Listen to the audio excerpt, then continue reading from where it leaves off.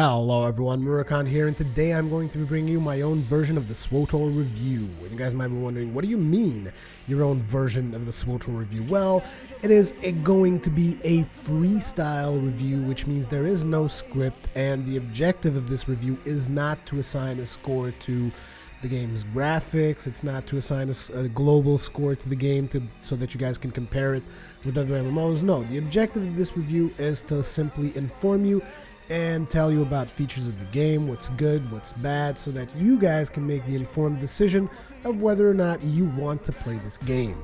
That is the major objective of this, so let's get to it, shall we?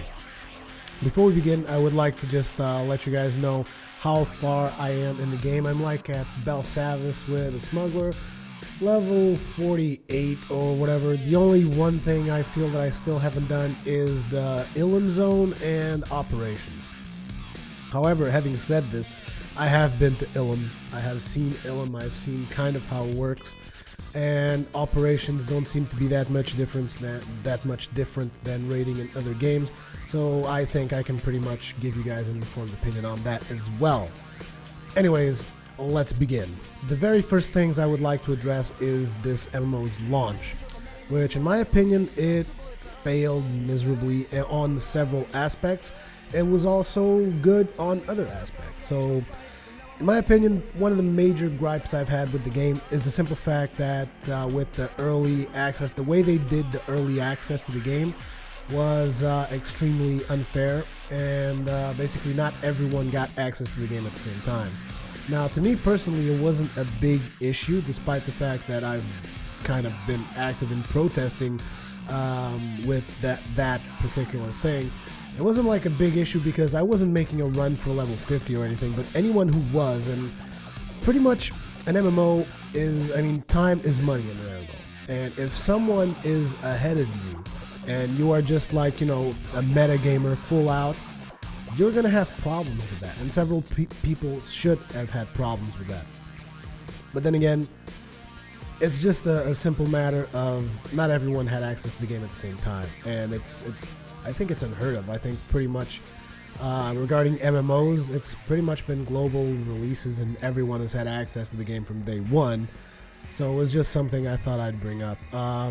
After that, they came up with this whole thing that required you to introduce your credit card information or your payment method information, whatever you want to call it, before the 30-day game time that you get with MMOs. Before that ended, you were forced into introducing your payment method. And I thought that was another thing that was really bad, and several people actually were unable to play the game for a full day at least because of that, because people work and they don't have time to sit in an online queue for like 2 hours waiting to give their credit card information. And yeah, that was a little bit of a fiasco too, in my opinion. So those were issues that launch had. Now, however, the positive thing is, because of this gradual introduction of players into their server network, what happened is the servers actually haven't crashed once, I don't think. So in that aspect, a lot of people will consider it to be a really positive launch, because always in every single MMO, servers explode when everyone's about to log in. That did not happen with SWTOR, because basically they forced people in, like, you know, everybody, okay, single file line, one at a time, you know. So yeah, they kind of slowly pushed people into the servers, and then they created virtual queues to spread the population across the servers. In a way, it was a good thing. In another way, it was an incredibly bad thing. So personally, I didn't like it, but I can respect that in the long run, the virtual queues probably will have a really positive thing to it. Although, me personally, I have like this different opinion on MMO servers because of what I've experienced with Guild Wars 1. And now you'll say, oh, Guild Wars 1 was chock full of instances and blah, blah, blah. There's technology in Guild Wars 1 that I believe a lot of people could learn from, and SWTOR would be one of them. But that's besides the point. Basically, the thing is, there's already technology out there that does not require players to commit to a single server. And I think it's time that more MMOs implement that technology instead of staying with their single-mindedness in this realm thing that everyone's created, and it's like, oh, you got to go to realm X or realm Y. In Guild Wars, I could switch realms by the flick of a button. So I mean, the technology is there. It's just a matter of applying it. It's just, a lot of people just don't seem to be interested in that for some reason. And this whole server-based model, realm-based model, it seems like extremely out of date to me. It's all I'm gonna say about that. Also, since release, there has been a lot of downtime. It's not crashed servers, it's planned downtime, but in my opinion, I think that it would do good BioWare and EA to just offer people some free game time, like 2, 3, 4 days. It wouldn't be too much, trust me. Simply because of what happened with servers going down for maintenance all the time. And there's been several patches in the game, and that is a good thing because it means they're fixing issues and whatnot, but it is also a bad thing from the sense that the game was not really ready to be released, in my opinion. If this game had been released 2 months later, it would have been incredibly better, more polished. A lot of the issues would have been fixed. As in, like, the game itself right now, on January 27th, has actually had quite a few bug fixes. So I really don't understand what was the rush in putting this game out. It's like, oh, we got to get it out before Christmas. Yeah, I know, that's EA basically pushing BioWare, like you're poking them with a stick, like, get this game out, what the hell are you guys doing? And it doesn't work that way. EA needs to learn that games don't work like that. You've already destroyed Warhammer Online. You pretty much also released Battlefield 3 a lot sooner than it should, and now they're pushing SWTOR around like poke, poke, you know, release the game, poke, poke, release an expansion, poke, poke. And it doesn't work like that. You can't just force people to just release content because you want to. So yeah, I think the game could have benefited quite a lot from having launched, you know, like at least 2 months later, and it wouldn't have made that much of a difference in the subscriber base. It's like, oh, but in Christmas we made this much amount of sales. You would have sold those same copies if it wasn't Christmas. Trust me. Anyways, let's move on. Now I wanted to talk a little bit about the game's engine. So the game's engine has this art style that you guys are seeing in the background. I'm not going to say that it's bad or that it's good, because obviously there's not a lot of polygons on those textures, so to speak. I mean, it's not like it's incredibly detailed and realistic, but the thing is, they're obviously going for a timeless feel, just like World of Warcraft did, because World of Warcraft still looks good to this day. A lot of people will disagree with that. To me, World of Warcraft still looks good. Despite I don't play World of Warcraft anymore or whatever, but World of Warcraft still looks good. It has that timeless, cartoony feel. And that is the same feel they're going for with SWTOR. Obviously, it is more high resolution and whatnot, but it is the feel they're trying to go with. However, this particular engine has had several issues, and once again, it just reveals that the game was not ready to be released when it was. At launch, I've been experiencing this less and less, but at launch, you would have laser walls popping out all over the place, and it would make no sense. Like, you'd be going around, all of a sudden, this big laser wall chopping through the scenery, and you're like, what the hell is this? I was in a cave where there was like this rainbow of lasers coming out from the ceiling, and I was like, completely immersion breaking. So there were issues with the engine. So apart from these laser wall issues, there was also issues with the fact that the more players you stick in front of the more players are on screen, it starts to lag really heavily. And I'm not even talking about, you know, oh, it's normal, the more players are on screen, the more of the lag. No. This is not that. This is like, it lags way too much. There's a lot of performance issues with the engine. Then there's also the simple fact that shadows give out a lot of issues with the engine as well. Like, if you were to turn on shadows to maximum, and then you would go to terrace, and you'd look at the trees, and it would just look so terrible, like completely glitching out, shadows popping out all over the place. The leaves would be gray and green, and it was just ridiculous.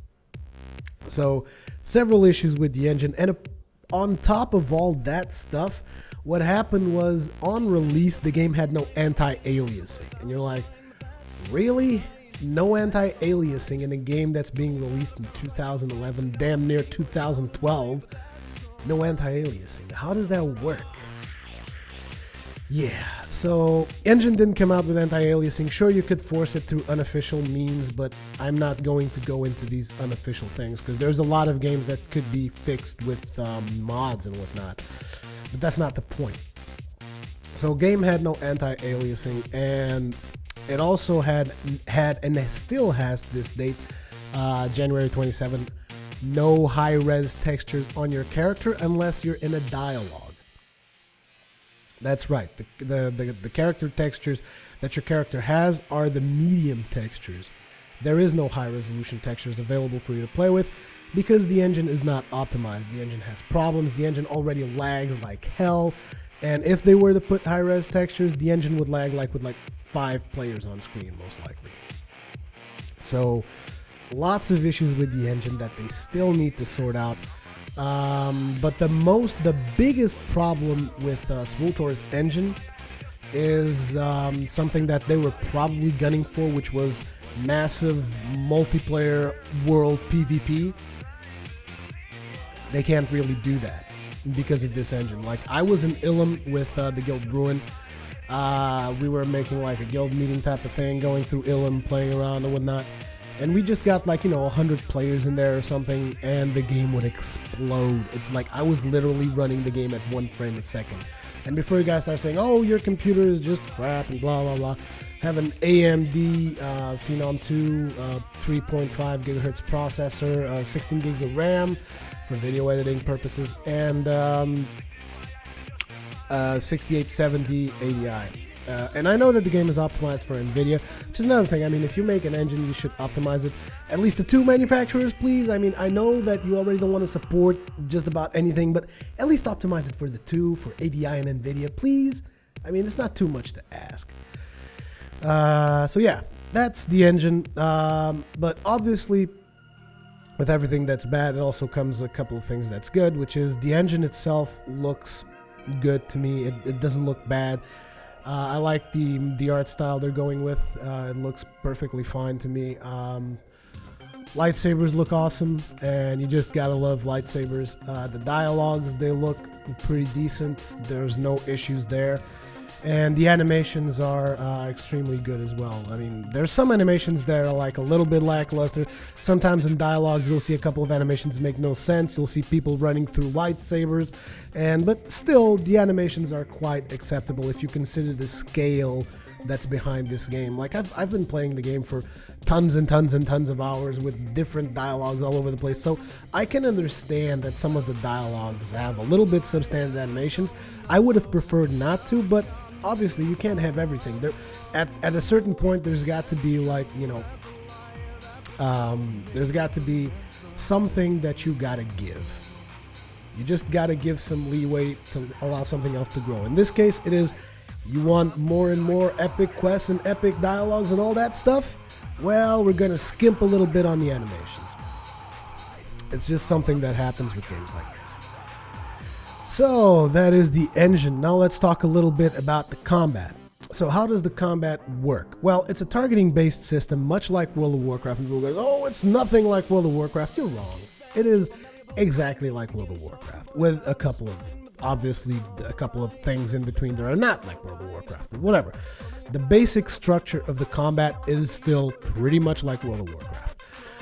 So I would consider it to be a close World of Warcraft clone, but the thing is, you can't really just mash buttons like you do in World of Warcraft, because for certain classes it's like, okay, these are my high damaging abilities, and there's like 3 or 4 of them, and you're like, oh, I can just spam this and get optimal results, because World of Warcraft kind of holds your hand a little bit in the sense that usually you will figure out an optimal rotation simply by looking at cooldowns. Like, okay, this spell comes out of cooldown pretty much at the same time that I can use this spell. So you will usually string it together and you can just mash the buttons and the cooldowns themselves will do everything for you.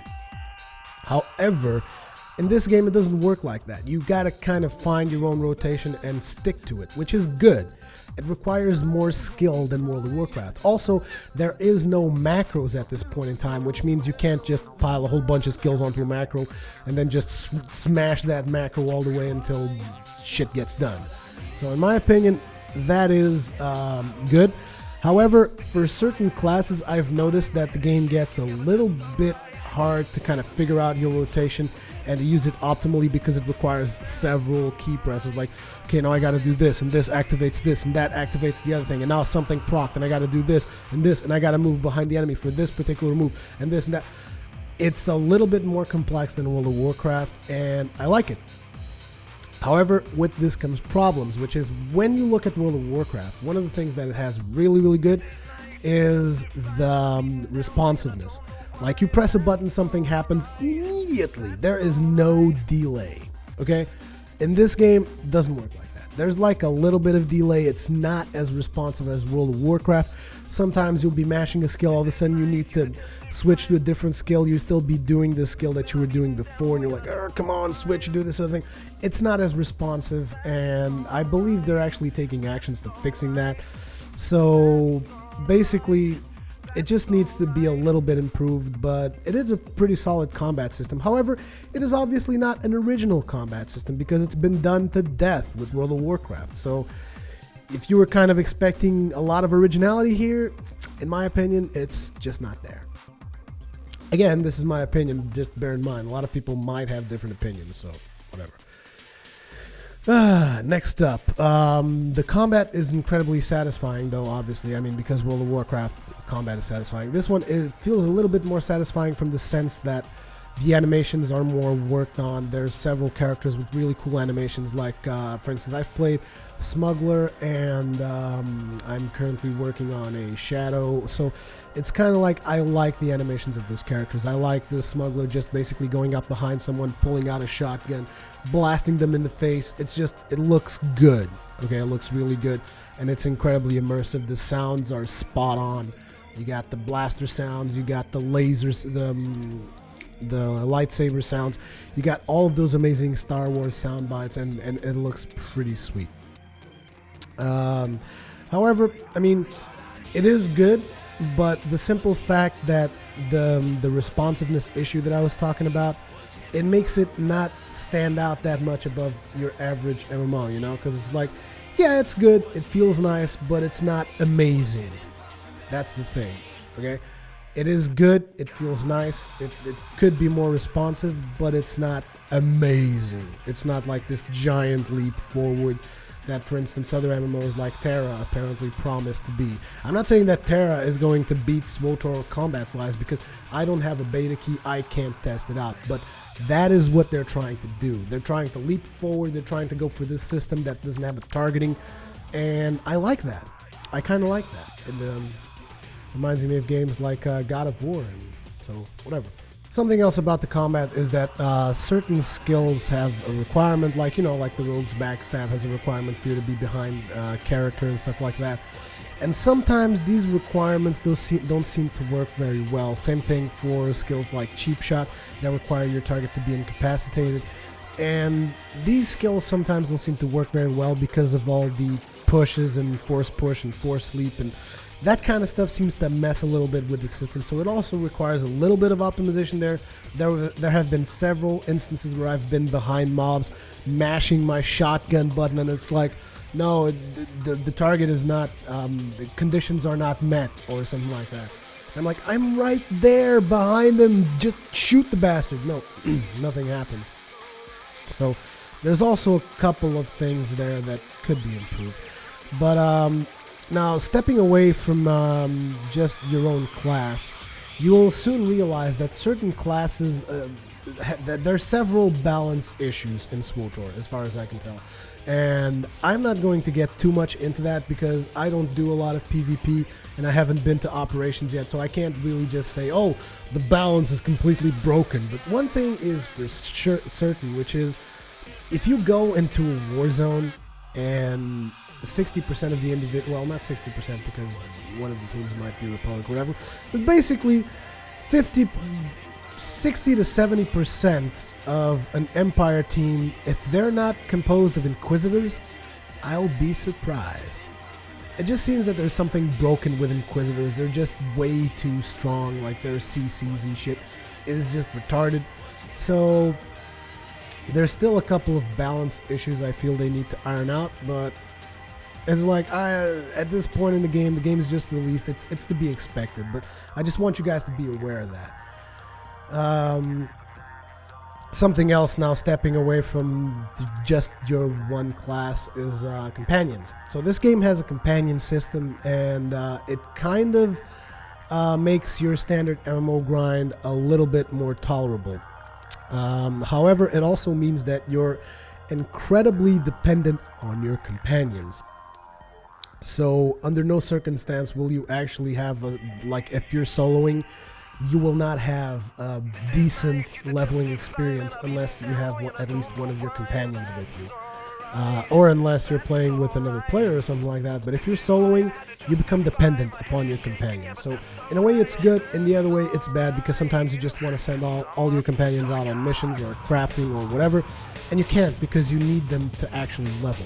So I don't know. It also obviously means that you got to manage a whole different set of gear for your companion or companions. If you want to gear them all out, you will have to sometimes even go as far as have 6 additional item sets that you got to manage. So yeah, it's good in one way, it's bad in the other. I mean, to each his own. I personally like it.